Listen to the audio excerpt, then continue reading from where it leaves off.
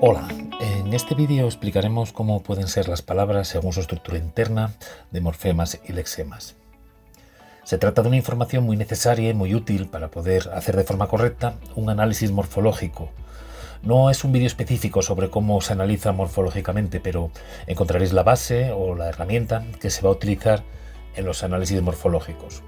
Aún así, en la parte final del vídeo sí que veremos de forma práctica unas cuantas palabras analizadas para tener una primera impresión de lo que debería ser un análisis morfológico. Vamos allá. En este vídeo vamos a ver lo siguiente: los tipos de palabras según sus morfemas y lexemas. Para saber lo que son morfemas y lexemas os recomiendo echar un vistazo en el enlace de la tarjeta de arriba a la derecha. Bien, pues según la estructura interna de las palabras, según sus morfemas o lexemas, tenemos estos pares de clasificaciones. Tenemos que una palabra puede ser de base léxica o de base gramatical, puede ser simple o compuesta, puede ser derivada o primitiva y puede ser flexiva o no flexiva. Vamos a detenernos en las siguientes diapositivas en cada una de ellas. Vamos a empezar a hablar de cómo pueden ser las palabras dependiendo si tienen o no lexemas. Recordamos primero lo que era un lexema, que era la parte de la palabra, el monema, que soportaba el significado básico o esencial de la palabra. El lexema se corresponde con lo que llamamos raíz de la palabra en el significante. Bien, pues diríamos que una palabra que tiene lexema, o sea, significado, tiene base léxica.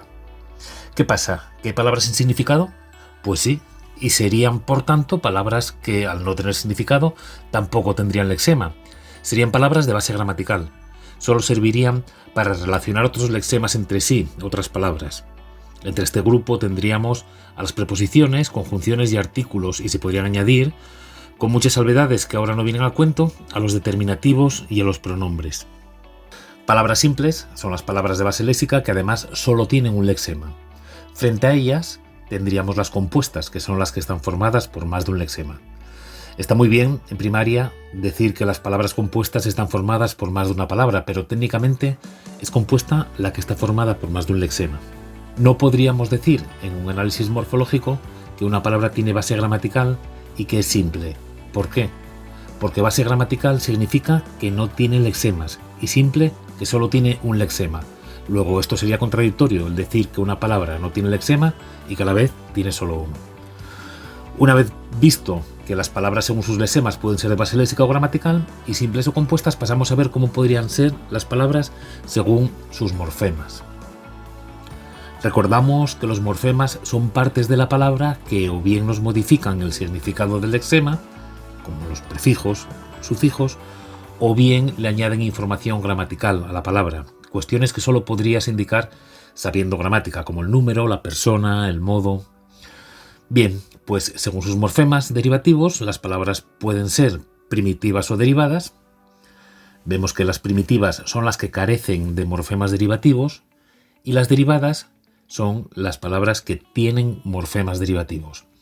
Ojo, palabra primitiva no es una palabra de la que derivan el resto o de la que derivan otras.